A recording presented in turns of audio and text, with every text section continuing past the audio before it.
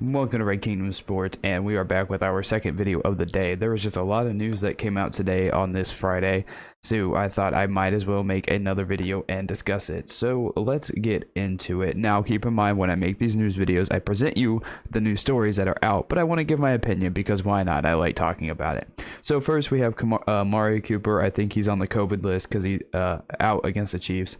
Now, he is a very productive, very reliable weapon for Dak Prescott, and him being out is really going to have to make guys like CeeDee Lamb, Michael Gallup, Dalton Schultz, and, obviously Zeke and Pollard, they're going to have to step up and make some plays against this, Chiefs defense that is prone to giving up a lot of yards. So they're going to have to, those guys are definitely going to have to step up. And now when I say step up, I think they'll be all right, because it's kind of like when Tampa Bay, they have a guy go down.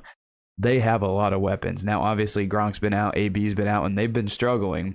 But you just have one of those guys out, they're relatively fine. So I think, like Tampa Bay's receiving room is very deep. You have the Cowboys, who have one of the deepest, if not the deepest, wide receiver rooms in football.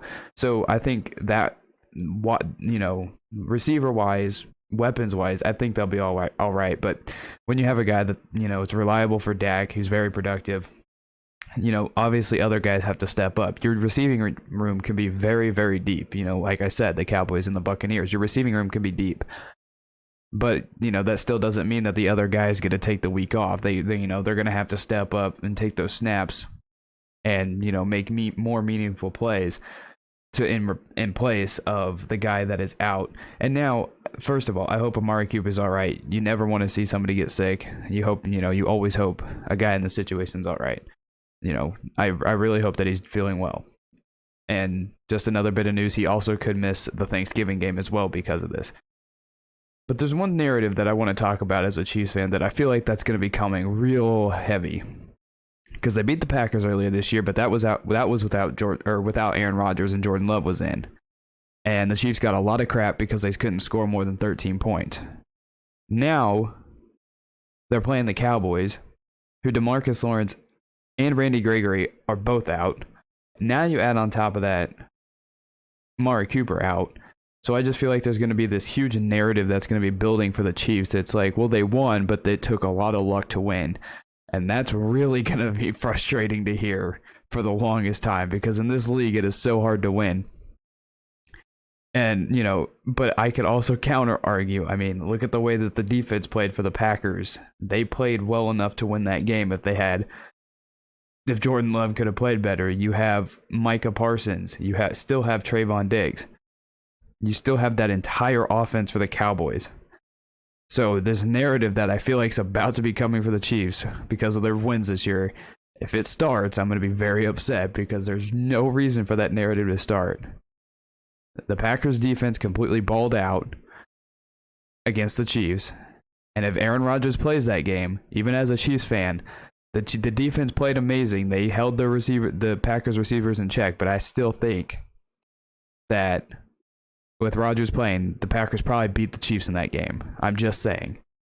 And to be fair to the Cowboys, or to be fair to the Chiefs, however you want to look at it, the Cowboys still have Trayvon Diggs, Micah Parsons, and one of, if not the deepest talent rosters in football. So that narrative that's about to start, just don't start it. There's no reason.